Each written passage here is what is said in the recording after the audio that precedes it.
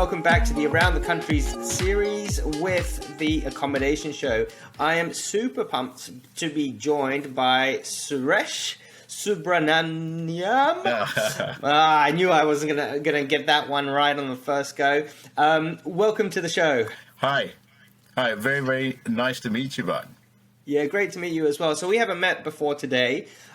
We reached out to each other on our Facebook group. I said, hey, I'm looking for people to talk about their business, how things have been going throughout COVID around the country. And you said, yep, sure, I'll do it. The one thing that I'm super excited about is that you're in New Zealand. We've never had anyone join us from New Zealand yet. I've got a very close affinity to New Zealand because my whole family is in Auckland. Oh. So I'm really, really excited to hear your side of the story, how things are going, and how you got into it. So you run the U Hotel Group. You've also got some tech businesses in this space as well, which we'll talk about later on. But tell us your story. Tell us how you got into the hospitality business. Great. So, kia ora, everyone. Suresh Subramaniam. And so I have been in hotels all of my life. I was born in Singapore and, left the country when I finished my military, and I've been in hotels ever since.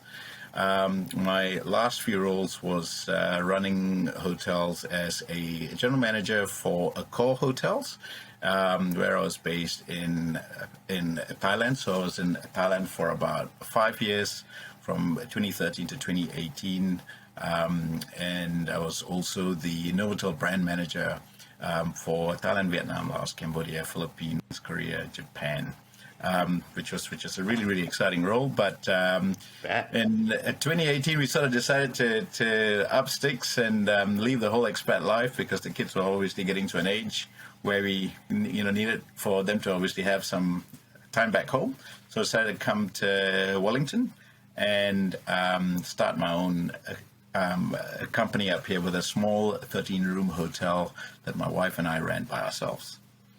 And wow. Yeah, so that was a bit of a shock. Yeah, wow.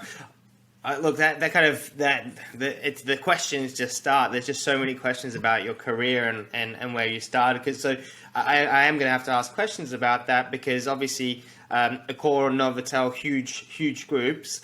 What was it like, and what was your sort of day-to-day like within those roles? Oh, look, super busy, lots of moving parts, lots of owners, lots of meetings, lots of board meetings, teams. Great to have the kind of support that we had.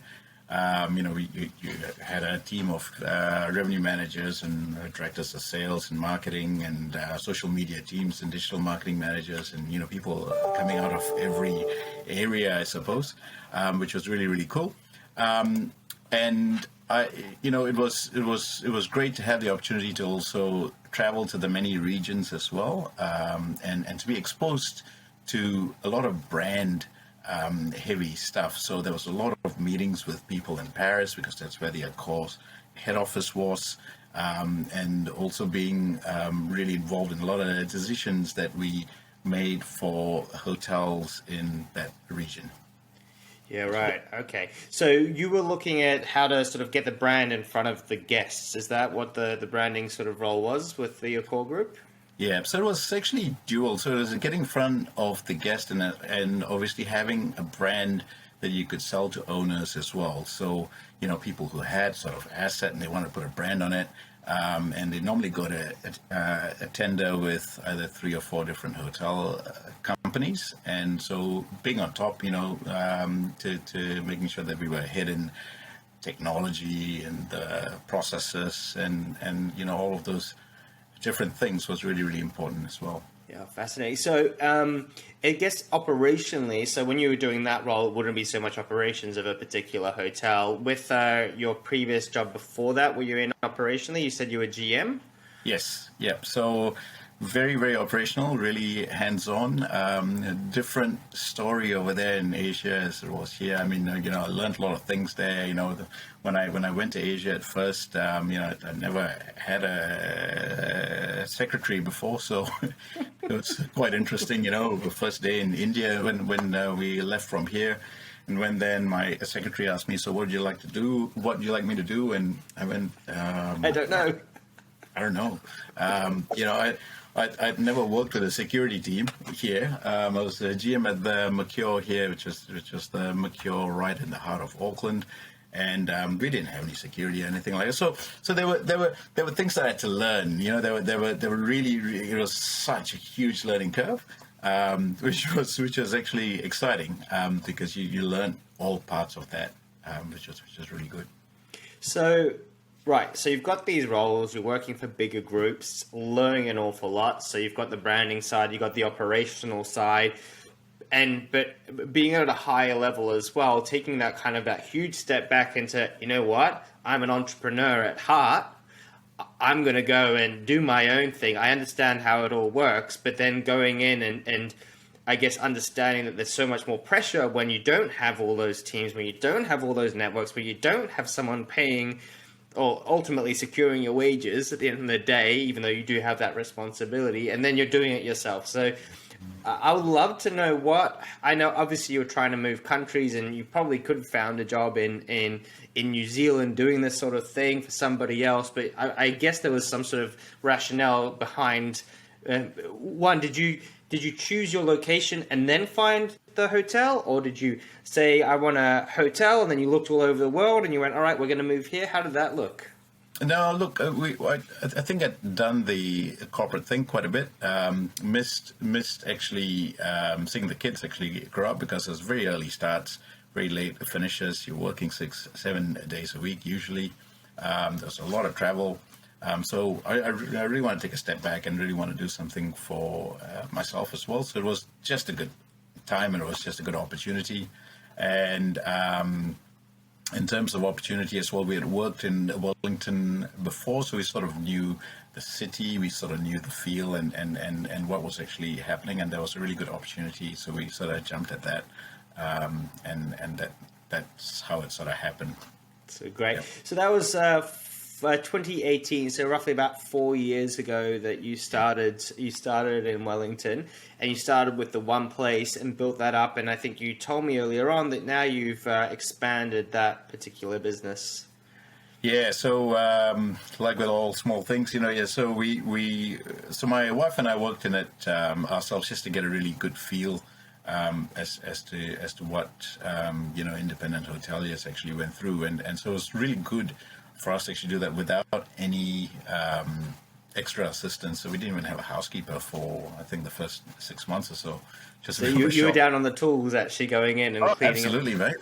Yeah. So I had to roll up the sleeves and really get right into it, which was quite interesting. And then, as we had the confidence to obviously get people to the kind of standards that we wanted to get to, and to get it up, we felt that it was easier to sort of let go, and we've slowly grown our business from the one property to now 8.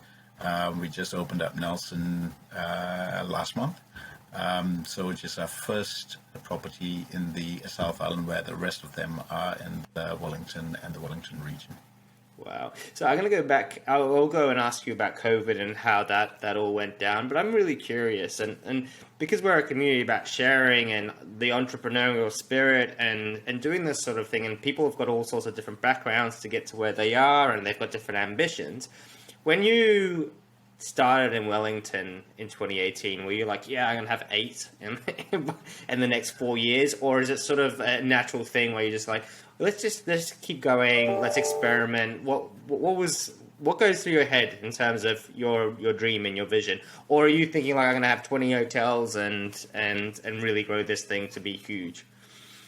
Yeah, look, we put a very specific business plan, or we put a very aggressive business plan originally. We're not funded by any other investors or anything like that. So it's just my wife and I. And so using the profits or using, equity, and with a mixture of equity and profits, we sort of decided, hey, look, if we can try and grow our business organically like this with, 2 or 3 a year, that would be quite good. And then just opportunities just fall in your lap, I suppose. When you're looking around, you're talking to the right sort of people, people sort of, say, hey, there might be something you might want to go and have a look at over there, or it might be something else. And I think if you say no, if you sort of close yourself, you don't really get those sorts of opportunities. So we sort of looked at everything, I suppose.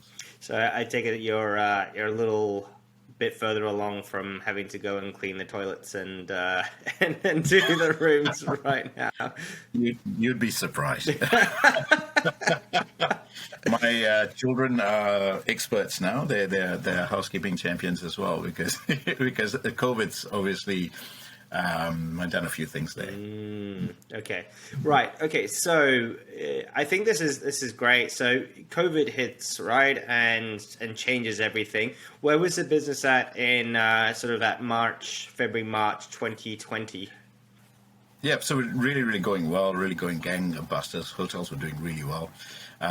Summer, if for those of you that don't know, New Zealand does extremely well in terms of international travel as well as local travel, because it's still holiday period, and so we're going really well. And but that changed drastically on the 24th of March, when everything obviously had to shut down. But until then, we were going really strong.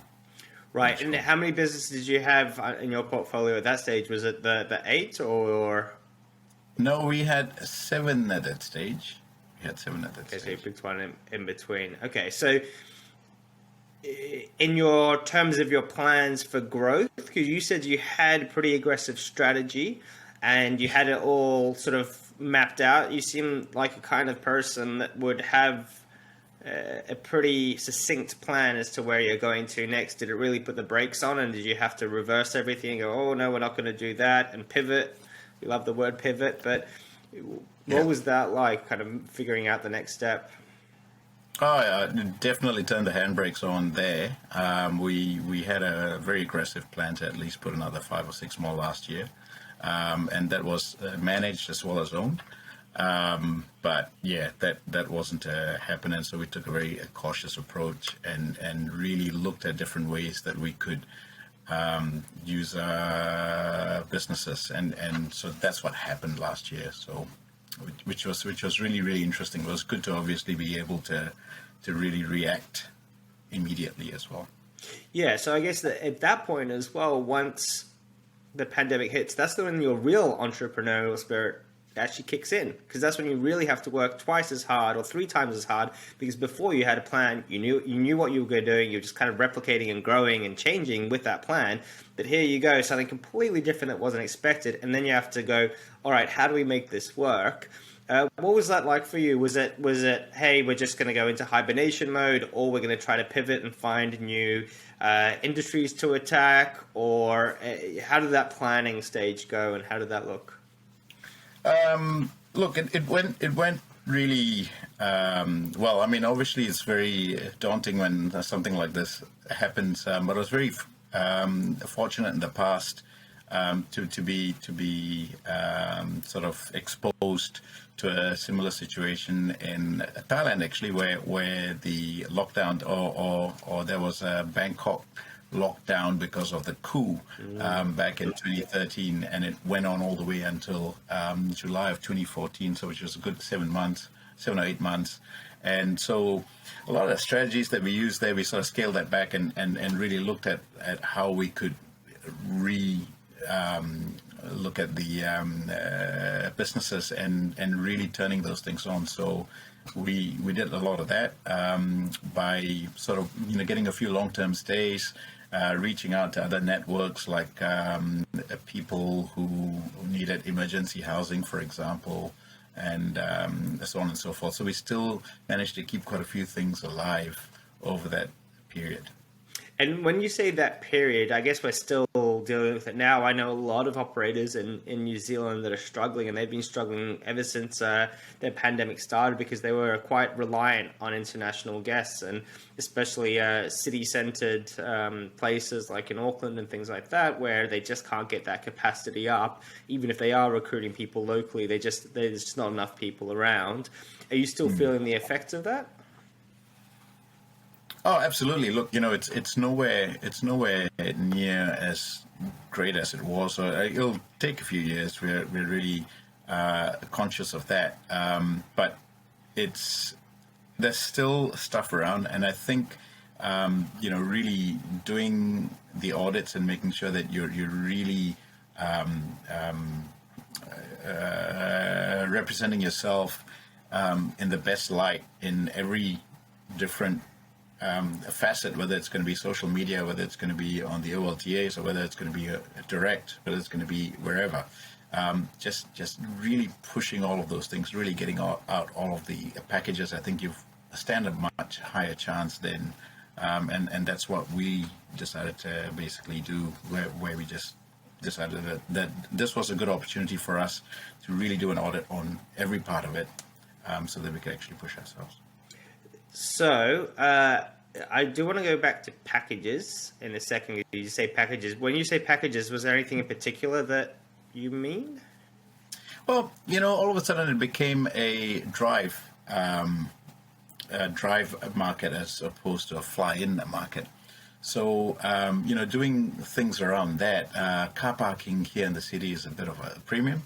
So what we did was we, got together with the likes of Wilson's car parking and other car parking, areas, and really did some really sharp rates, packaged these things up, alongside with other, F&B operators. So it became very community centric, and really pushed those sorts of things out, with a late checkout and a little amenity and whatnot. And that really stood us out from everybody else, because, people were saying, oh, come and stay, but if you need to go and find a park, it's going to cost you $48 and you need to go, somewhere else. So we decided to do things like that, which was just a little bit different. Yeah, and look, Airbnb released 103 different updates that they've put together in the past little while, and within those updates, they're leaning into that a lot more. That sort of tour market, in terms of the experience market, is what I would call it, right? That you're not just traveling or you're not just booking a room, you're booking an experience. And that's where the packages come into it, where the experience is, I don't have to worry about parking. I can stay a little bit longer. Oh, I get these little value adds and these little benefits that make an absolutely huge difference. The problem that I think is going to happen is that everyone's going to catch up very quickly with you, Suresh, in the next 3 to 6 months, and then you're going to have to you're going to have to figure out how to innovate again to stay ahead of the competitors. But it does improve the guest experience as well. I've got a bit of a curveball question for you. Sure. In Melbourne, we went into lockdown, or in Victoria, we went into lockdown a few weeks ago. And I do apologize if anyone is watching this in the future and this doesn't make sense, but we did go into lockdown. I read an article that said that on average in Australia, every 12 days there's a new outbreak that happens across the country. It could be in one state or another state. Now, every 12 days is less than 2 weeks where there's a massive group of people that have to change, and they're under stress and under duress. But it also indicates that it's very possible for things to change very quickly in any part of the world, right? Just because New Zealand has been done quite well so far, you had Auckland shutting down, and this happens. How do you factor that into your businesses, and do you factor it in? And do you have extra buffer of cash flow, and how are you dealing with the potential of something going wrong, or is it like, we'll just ignore it and we'll see how it actually goes when it happens? Yeah, I think sort of ignoring it doesn't work anymore. So we factor it quite a lot. So we talk about it every month. We have a staff meeting every month that actually brings it up. From an operational point of view, we make sure that we're really stocked up with all of the PPE stuff and whatnot. We don't want to get to a position over here where we're locked down again and, we don't have the mask, we don't have sanitizer, we don't have the gloves. So on and so forth. So that part we are always extremely well stocked, and especially now it's a lot cheaper to actually buy that. So for those of you that are actually listening out there, go and stock up now. It's going to be better, and with the rest of them, look. Having a relationship with your banks, having a relationship with your financial institutions is extremely important. We keep them abreast every month as to how things are going, what are the contingency plans should something happen. The contingency plans are really important for them to say, hey, look, we can go on just interest only. We can go on different, you can say, we can say, hey, look, we're not going to do anything for the next 1 or 2 months, and then we're going to prepone that once, or we're going to postpone that to once when things are basically back to normal. We also lease a couple of businesses where we have got landlords that we obviously are responsible to as well. And very similarly as well, just having that conversation out loud and saying, hey, look, should something happen, are you guys able to support us? And what's going to be the positions? Because last thing you want to do is you don't want to scramble and really try and get yourself out of a hole. Then, if everybody's abreast with what's actually going on right now, it makes life a lot easier. So, can we just delve into that a little bit deeper? Because you said once a month sort of check-ins. Now, the way that I can kind of see that it's also about, one, keeping them in the know, but also having conversations. And to me, it's more about relationship building, so that when you do have that problem, they know more or less what's going on and where your exposures are and where they can actually add that value. But you don't go and send them a report every month saying, hey, this is where we're at, this is the contingencies we need. You don't go into that level of detail. What does that monthly sort of check-in mean? So actually, we do actually. Right. Well, I send them I just send them a bit of an idea and say, hey, look, this is how we are looking.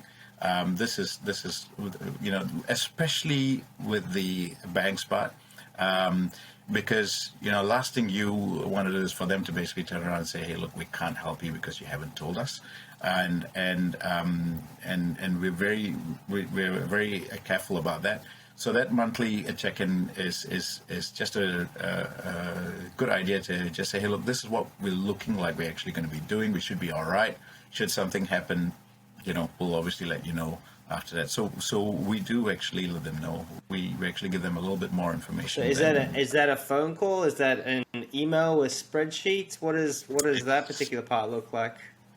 It's an email. It used to be a PowerPoint that we put a whole bunch of things down with due dates and whatever. It was a smart sort of action plan. But now it's just an email with just that, these are the 5 different points. We've got 5 different headers. And these are things that we will look at should something happen. You sound like you're the revenue man. You're a bit of a numbers man, which leads me into, folks, what we're going to do is we're going to wrap this one up for today. The reason why we're wrapping it up is because I want to keep these short and keep you wanting for a little bit more, because Suresh has been kind enough to give his time, to join our community and be a part of it. So if you've got questions, then you can always ask. Suresh also does have a tech business that he's starting up and that he's running within the revenue management space, basically understanding whether your pricing is correct across platforms. I'll let you do a little bit of an outro on that if you like. But look, I've got so many questions for you, but I'm gonna save you for a little bit later as well. Awesome. So thank you so much. Look, you've done something for us. What can we do for you? Oh, look. No, look, we really, really appreciate this opportunity to say hi to everybody. As you heard, I'm extremely new to this group as well, and just looking for feedback and to obviously see a lot of you as well. And hopefully we can all sort of hook up with each other fairly soon. Yeah, great. And so I'll also, in the show notes, we'll also send out a link to RevMate. It is RevMate. Great. Yes. Yes. Do you want to do a quick 20 seconds or a quick elevator pitch as to what it is? Yep, sure.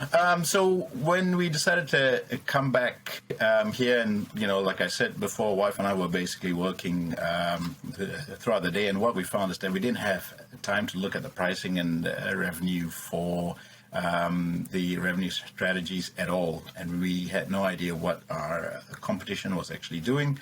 So that sort of inspired me to work on getting that part right. There are a few products out there in the market, but We didn't want to have something where you were stuck with analysis paralysis. You wanted something that actually told you whether you needed to put your rate up or whether you needed to put your rate down. So that's exactly what we did. So we went out there and developed a product that gives independent hoteliers and moteliers very succinct information about what your competition is doing and what you need to do to obviously keep yourself competitive. Beautiful. So if someone was interested and if they actually click on the link, what would they do then to sort of take that next step? Look, yeah, so it's under revmate.com. And just get in touch with us. You know, if you need to see a little bit more, I'm really happy to get on a call with you and really show you how things basically work. Beautiful, and I'm sure we'll hear more about it as we go and how that works. And I can imagine that people right now will be going, "Oh, I haven't done that. I'm interested in it." So once again, thank you so much. I really appreciate it. Have an awesome rest of the day, and we will speak again soon. Thank you very much for that, Bart. Take care. Cheers. Thank you.